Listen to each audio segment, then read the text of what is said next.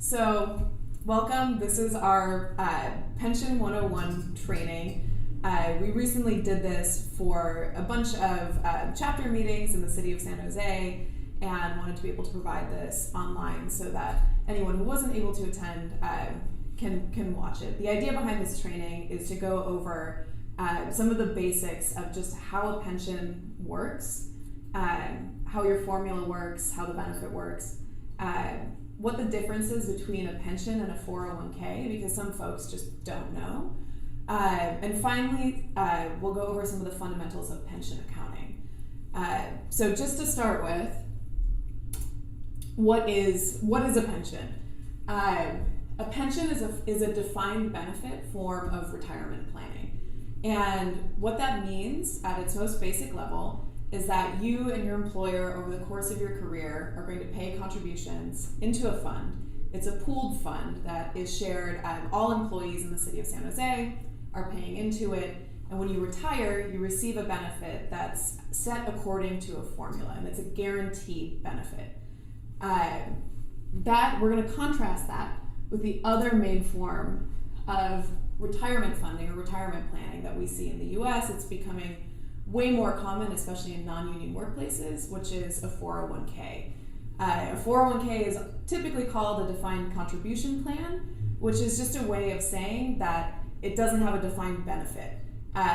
We know what you're going to pay in throughout the course of your career. You can set your contribution, and the employer has a set matching contribution, but we don't know exactly what your benefit is going to be. So I wanted to just do a side-by-side comparison of what the main differences are between a defined contribution plan, your 401k, and a defined benefit, your pension. The first thing that we care about is risk. For a defined contribution plan, your 401k, since it's an individual fund, it means that your investments can be more volatile.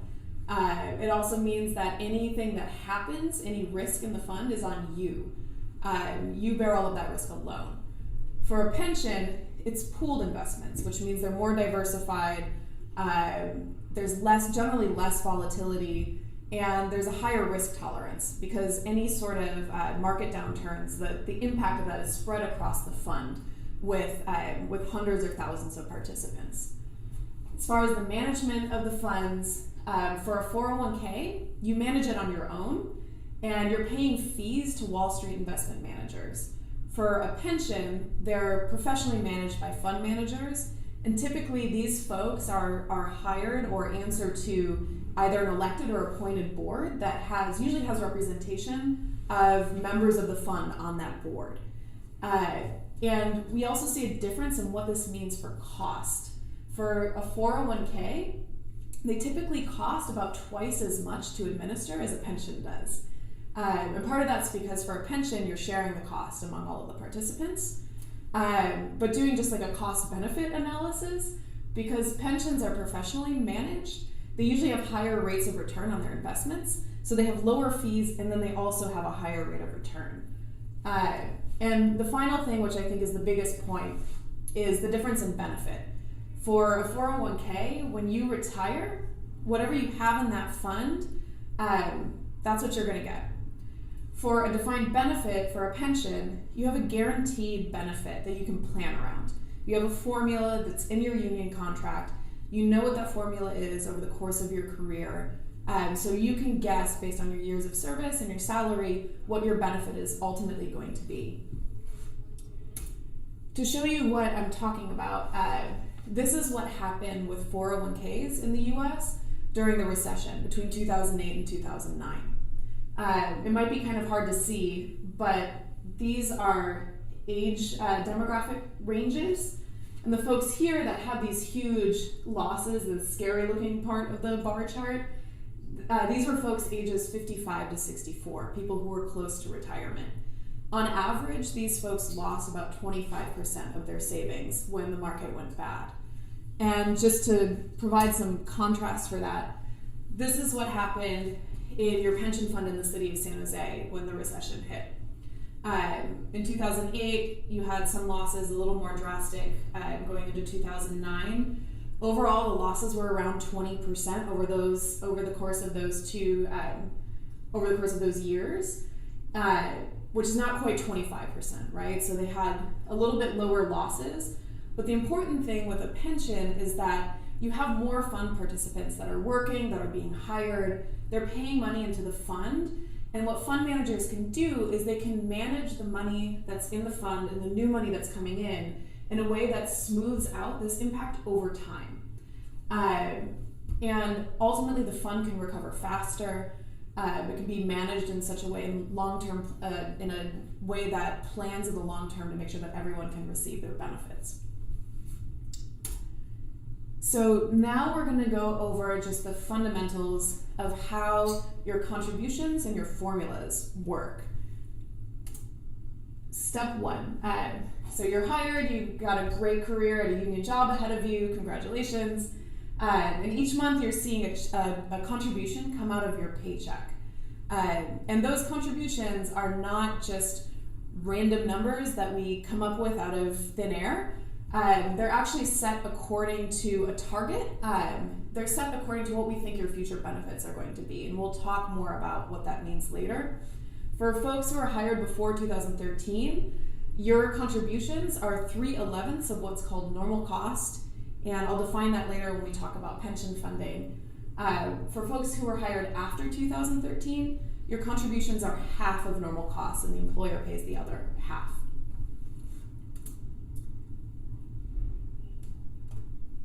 So for step two, you continue building years of service, and each year as we fight for fair wage adjustments as a union, and as you continue your career and build more years of service, your potential pension benefit goes up because your final salary and your years of service in one way or another are included in your benefit calculations. So I wanted to take just a step back at this point and talk about what happened with the last contract, because your most recent wage adjustment was a non-pensionable wage increase, and I'm not going to call it a wage increase. What it really is a premium.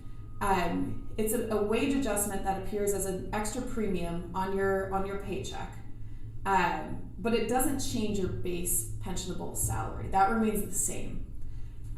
So when they calculate your pension benefit, eventually, they're not going to include that premium that's on your paycheck now. And there's a reason that they did this. There's a reason that the city wanted this.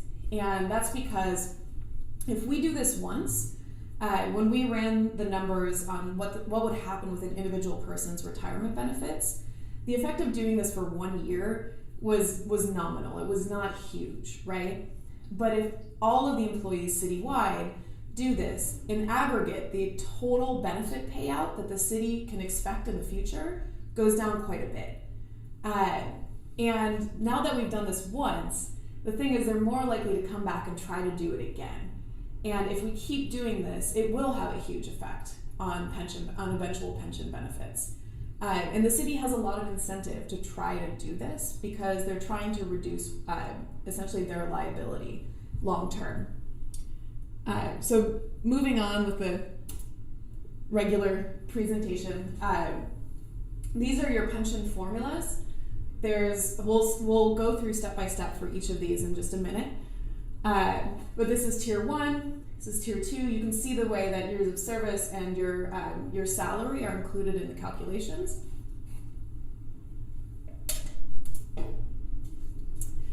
For tier 1, this is just an example, like a hypothetical example. Let's say you reach age 55, which is the age at which you can receive full retirement benefits. You reach 55 with 30 years of service in the city, and your final salary is $100,000. Your multiplier, this is called the multiplier, it's 2.5%, times your years of service, times your final salary, and that's what your pension benefit would be. Now for tier 2, you reach age 62, that's the age at which you can receive full retirement benefits for tier 2. Instead of using your final salary, for tier 2, the formula averages out your final 3 years.